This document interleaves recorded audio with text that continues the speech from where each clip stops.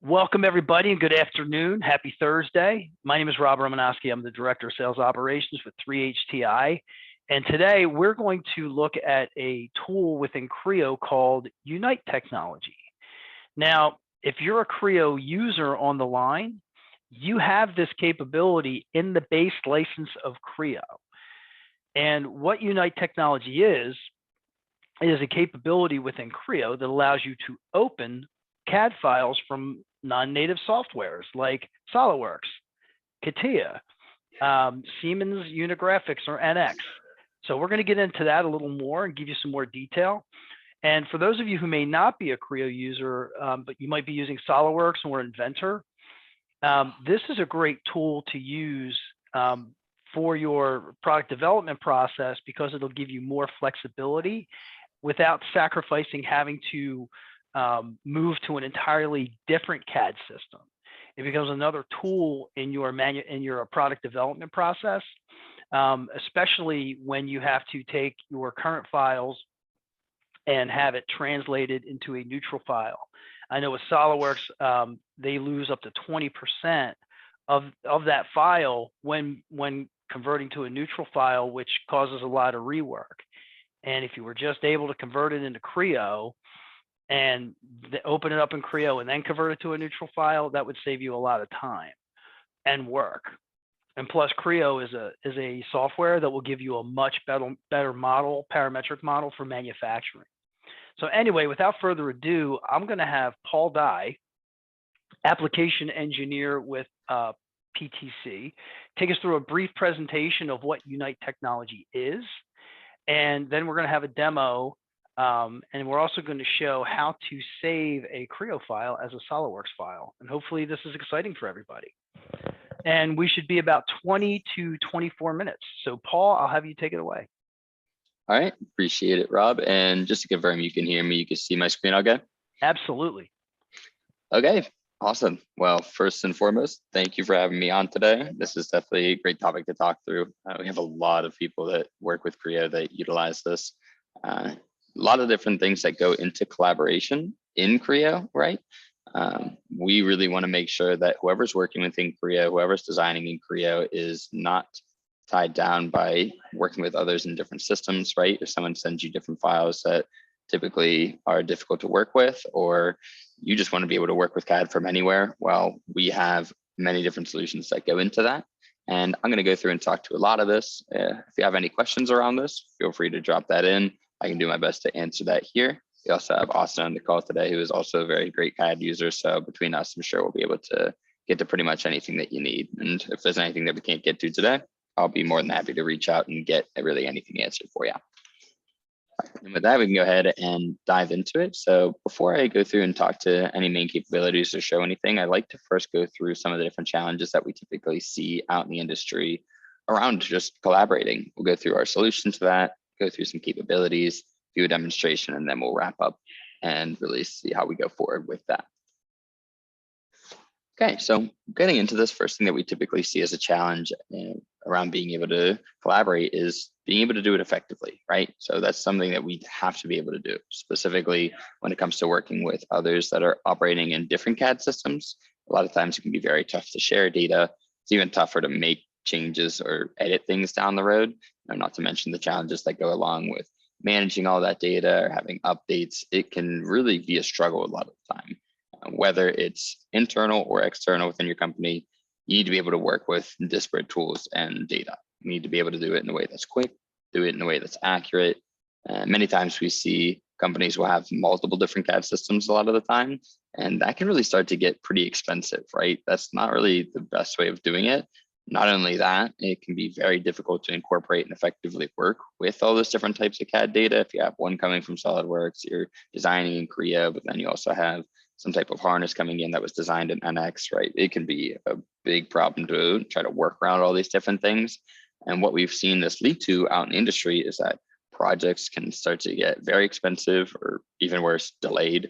You might spend a month trying to just get the right file from an outside vendor, or if they send you a file that you have to import in, right? That could be issues because, like Rob mentioned, if you're exporting out from something in SolidWorks, well, they can get you a pretty a bad file to work with, right? So even though Creo is great for working around that, if the file that you get sent is in bad quality, the quality of it is bad, then there's not really much you can do there, right? So that can be a lot of problem that you have to be able to address, right? We're trying to get things out the door faster, and that can be a big roadblock that we have to design around. Now, with Creo, we took all these different challenges into consideration, and within this, we have purpose-built tools for being able to combat those challenges. A few main tools around this. I'm going to be focusing a lot on our Unite technology, which powers our collaboration extensions. I'll get into that a little bit more. But we also have our flexible modeling tool. So I'm not going to be going through and showing much of a demonstration around flexible modeling per se, but I will go through and talk to some of the capabilities at a high level. Now, let's first and foremost start by talking around our Unite technology. So looking at the capabilities of Unite, you might see this also as the collaboration extensions. It's really referencing the same thing, but the first main capability that you're working with around this is the ability to do a file import, right? This is something that we've had as part of Creo for a long time, but we've done a lot to improve the functionality and make it a lot more straightforward, right? So this is where we're able to convert any of that non-PTC data, whether it be SolidWorks or whether it be Inventor, NX, and even into some of your neutral file formats, and bring them in as Creo objects, just basically with one click, right? And that works whether it's native data, whether it's non-native. I just basically bring it in, convert it into Creo objects. So that's the first way that you might want to do it. But on the other side of things, maybe you don't want to do that import because you could have potential problems in that area, right? It could be import issues and work that you might have to do around that, where you just don't want to have to spend the time doing that, or you might get ugly models. Well, we're able to do what's called a file open for things like SolidWorks, CATIA, NX, Inventor. And what that allows you to do is bring that file into Creo in whatever its native format is. Don't have to do an import. You just bring it right into your assemblies, take it as a part. You can have it in your bill of materials. So you aren't converting it into a Creo file necessarily, but you can still do all of your normal work around it in context with that model. So again, these are things that are just right out of the box with Creo, and really that file open helps you out in a number of different ways.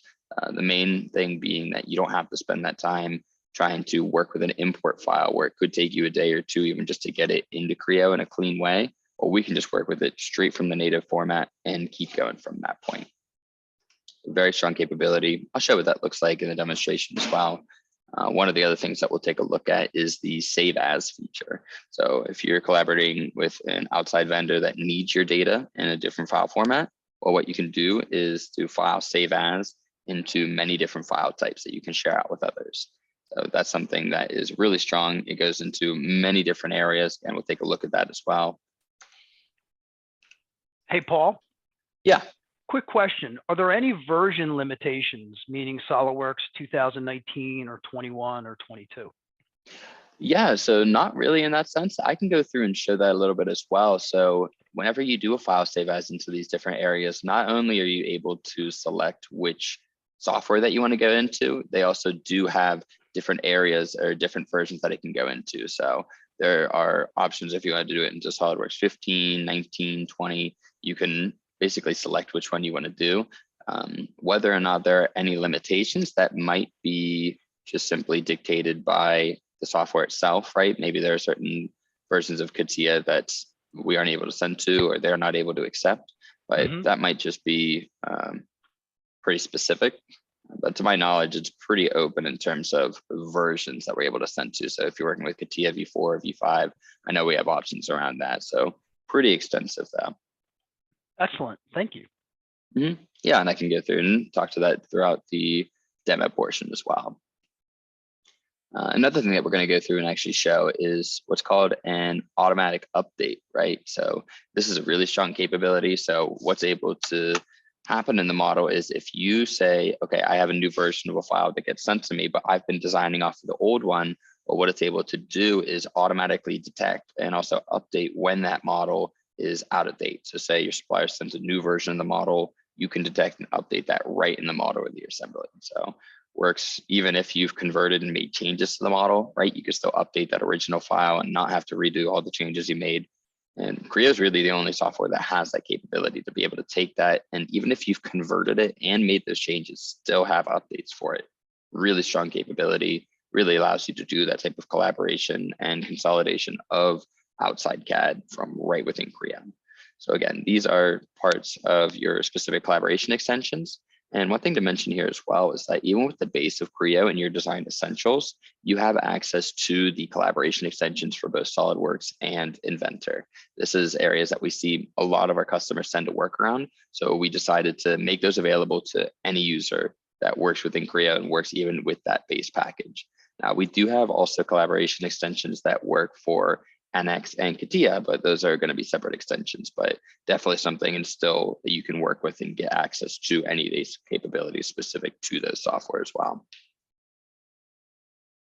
All right, so now before I go through and show a demonstration of what some of these different things look like, I do want to take a quick look here at flexible modeling, as this works in a lot with what you do around your Unite technology. So the focus of this extension is being able to take the geometry that you have or you're working with and being able to very quickly make changes regardless of the past. Doesn't matter how it was created, whether or not it came from a different CAD system or even what it ties to.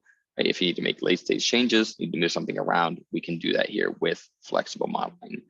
First thing around this is actually before even anything, it is again actually available in just the base of Creo. So we really took a lot of different capabilities that we saw as essential and really made that available for any of our Creo users. So this is another strong one, and it's extremely easy to work with. It's built right into Creo, uses the same user interface that you're used to, works in seamlessly with your standard parametric design capabilities, and allows you to quickly select geometry, but at the same time, do it in a very intelligent manner. So you're not just grabbing a face or a surface. What you're doing is identifying things that you've brought in as extrudes or cuts, and then having all of your adjacent geometry be able to update around the changes that you're making. And in this process, what you're doing is you're taking pieces of the model and recognizing that geometry. And once you have those features recognized, you're able to change them, move them around, modify parameters.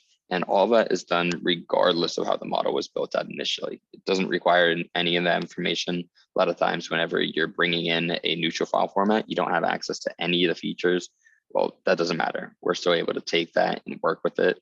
And that's the next step of this is you have all your standard 3D CAD modeling and editing to move the features, rotate things, whatever needs to happen. And at the same time, have the model update for those changes. And once you've created all those features, there's options for propagation of them, and all of that can happen on any type of model, right? It could be a Creo model, but just as easily be imported, STEP, IGES, or from any other CAD system. We can still get our job done from right here within Creo. All right, so now with that, I do want to go through and show a demonstration in the context of Creo, so we can take a look at some of those collaboration features that we have in Unite.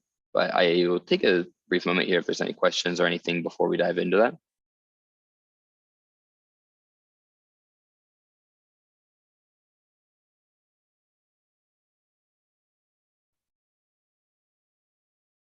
All right. If there's nothing before we get into the demo, we can go ahead and get started. All right, so we're going to be working here in our Creo environment. I'm going to go ahead and pull up the data set that we need for our demonstration. So this is a taillight assembly for a motorbike. And what we need is a cover that's going to go around this. And this is actually coming in from another company that we might be importing this in. And that other company happens to use SolidWorks. Well, what we're able to do is simply go through, select that here. This is the model that they sent us over. This is actually an assembly file. And we can go ahead and bring that in. And really, you're going to bring it in and assemble it just as you would with any normal type of model within Creo. Go ahead and use your standard type of assembly constraints there. And we're able to bring that in and work with it going forward. So you're able to do that with both assembly and part files. And what we did here is actually what we mentioned earlier as a file open, right? So we didn't have to do any import, no type of process within that. And we have it right there in the context of our assembly, right? So it still brings in that whole assembly. I'll go ahead and pull it back in our model tree just so any of the features that we designed from there will also update for the changes that we make. You can see there breakdown into the specific parts as well. All right. Going forward from here, what we'll go ahead and do is build out some new features. And I want to use first and foremost what's called copy geometry to bring in the surfaces that we want to use. So this is a parametric technique here that we have to really select on particularly the surfaces or the features that we want to be working with. So what's going to happen here is we really just select exactly what we want to use, and then also have a lot of control over specifically the surfaces, right? So in this case here, what we're able to do is make sure that we are updating only when we want to, right? So the default is set to an automatic update. So if anything was to change around here, it would automatically take effect in the model, right? If they send us over a new version or anything like that, our features that would be built off of this would be able to automatically update. Or what we're able to do is select a manual update as well, right? So in this case, it's not going to automatically update, but it's going to give us a notification whenever any of that geometry changes, right? So we're able to see what's been changed and act upon that, right? So it'll give us a notification whenever that does happen. All right, so from here, what we can do is use those surfaces to drive a feature that we want to design within Creo. So again, really utilizing all that other CAD geometry allows us to leave any of that geometry in its native format. If we don't want to do an import, we can just leave it right as is.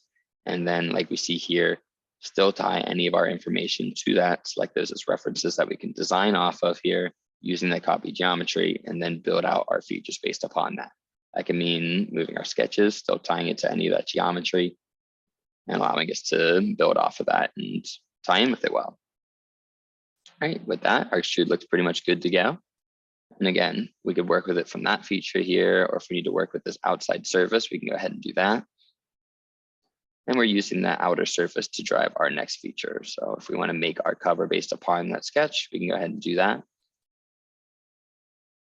And like you can see, it really does tie in very well with any of our standard parametric features or capabilities from that, still tie in all those different parameters or any of the things that we want to design off of that, right? And this is looking pretty good so far.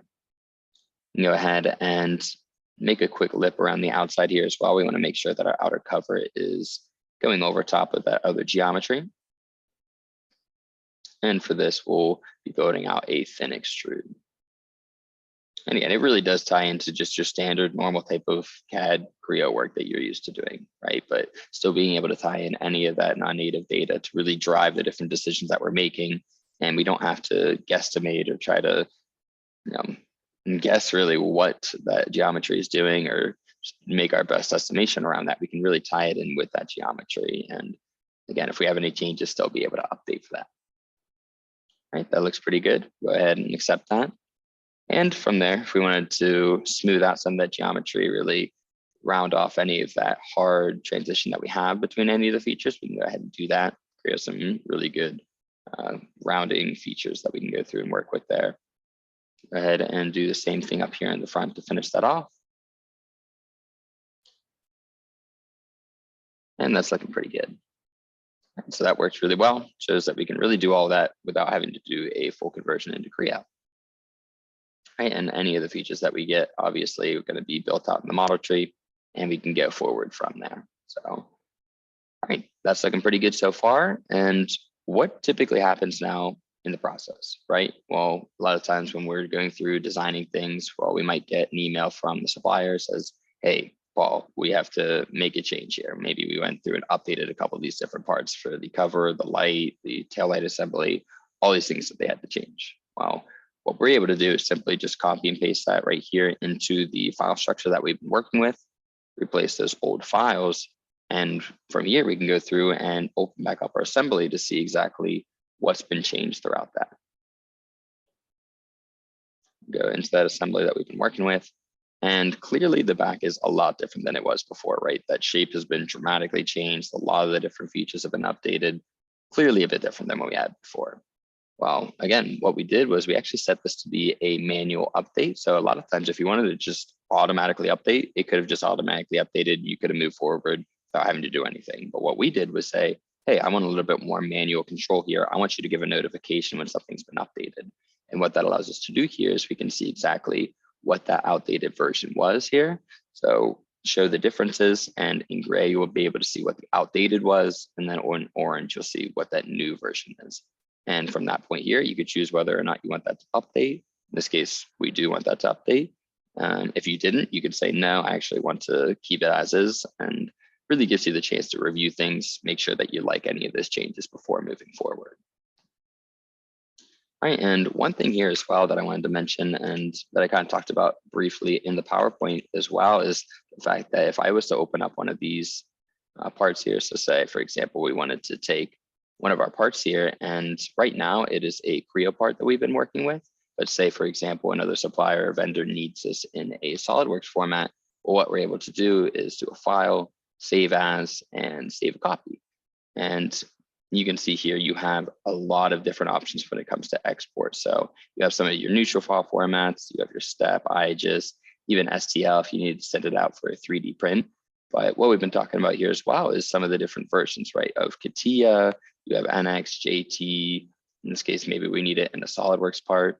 And actually, what you mentioned earlier, what someone had asked about is not only are you working with the SolidWorks part, but you do have a lot of options when it comes to not only what you want to include in that export, right? If you want to include or exclude datums, hidden lines, cable surfaces, parameters, any of those type of things, you also have options for the SolidWorks version that you want to export to. So you can see if you want to send it to multiple of those versions, we have integrations with those versions.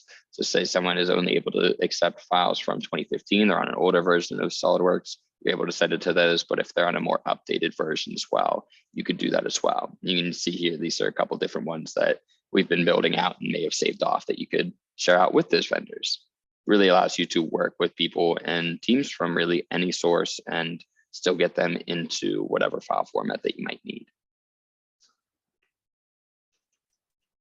All right, so that about wraps up what I wanted to cover in the demonstration. I could take a brief moment here to see if there's any questions around that or anything that maybe we could go through and explain any further there. No other questions at this time. All right, and all right, with that, I guess I can go through here. And before we wrap up, just really wanted to cover some of the main value that you really have when working with these extensions, right? So in general, these tools are all about establishing enhanced collaboration. That's what really the goal is here. So you're using all the different functionality from open or import, save as, update, really allow you to take in any of that non-PTC data and work with it however you need. We've seen so many companies that have gone from having a few licenses with SolidWorks and CATIA, but they do a lot of their designing in Creo. Well, now they can get rid of any of those licenses and really still just be able to do any of the work that they were doing before and be able to work with it in the same manner from just the context of Creo, right? And on top of that, still have the ability to use tools like flexible modeling to make any of those direct edits to 3D CAD. Really allows you to collaborate with anyone from any of those different systems. Almost on the other side of it too is the ability to consolidate, like I mentioned. So you don't have to purchase and manage all those different systems, really give you the ability to work with them right from within Creo. And that's really the main idea here is incorporate any of that data, Creo or not, to do the work that you need to do. Leave it in its native format, make direct modeling edits, do that all through the tools that you have here in Creo, specifically built out to help you build out better designs at the end of the day. All right, with that, I can pass it over to you, Rob, or Austin, if there's any insight that you wanted to provide or anything that you wanted to expand upon what I've gone through here. Yeah, I think what we wanted to do next was I think we wanted to show how to import a or save a Creo file as or save a SolidWorks file as a Creo file. So I think one of you has an example of that, either Austin or you, Paul. Yep, so I don't think I have one right now, but I'm not sure if you have that from your side, if you have any SolidWorks files available. So I'll let Austin pull that up. And what we'll do is we'll answer a question. Let me see. Okay, so the question is being asked is why does PTC limit the interactions of these tools when tied to the windshield data management system? It will present out-of-date objects unless you have a top-level Creo license. So I'm not sure about those limitations. I don't think PTC is limiting anything, anything specifically. I think that it's maybe an adjustment that needs to be made in Windchill. So whoever, I don't know if you want to take a shot at that, Paul, or if Austin wants to answer it. You know, but if the person who asked this is anonymous, but if we could, get back to you specifically, we could probably solve that problem. Yeah, I mean, from my standpoint, I have a pretty limited working knowledge around Windchill, but from what I see is it's more of just a configuration problem, right? It's not that PTC is limiting in any way what that would look like, but it might just be more of a configuration setting between what you're working with in Windchill and then what you have available in Creo. So yeah, to your point, it just might be something in terms of the setup, Rob. Yeah, normally it is.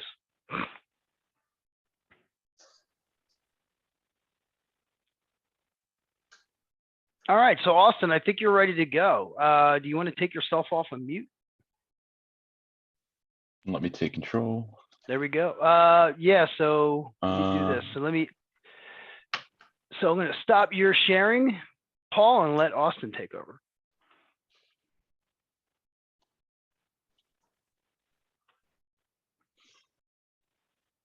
Yep. So Paul already started to kind of show this, but we have a Creo part here, and the license that I have loaded right now is just a simple locked license of Design Essentials, the sort of most common basic license that we see.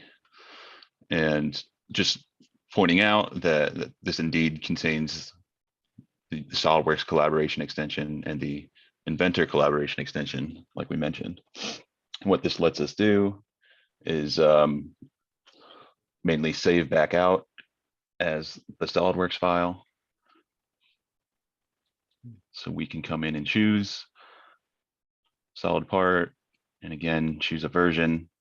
These someone asked earlier, the version limitations. These are the versions available for export. For import, it's way more wide open, but for export, they support these 4 specific versions. And it's the same in 9 too, I believe.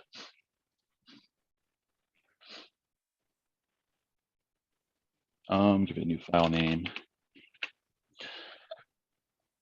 And just to illustrate, that completed successfully, I can erase not displayed, and then just go ahead and open the solid part that I just made. And we'll see sort of what's typical of when we do import a SolidWorks file back in. As far as I know, when you save to SolidWorks, it does preserve the parameters somewhat. I think that's a common question. So if there were parameters in my previous file,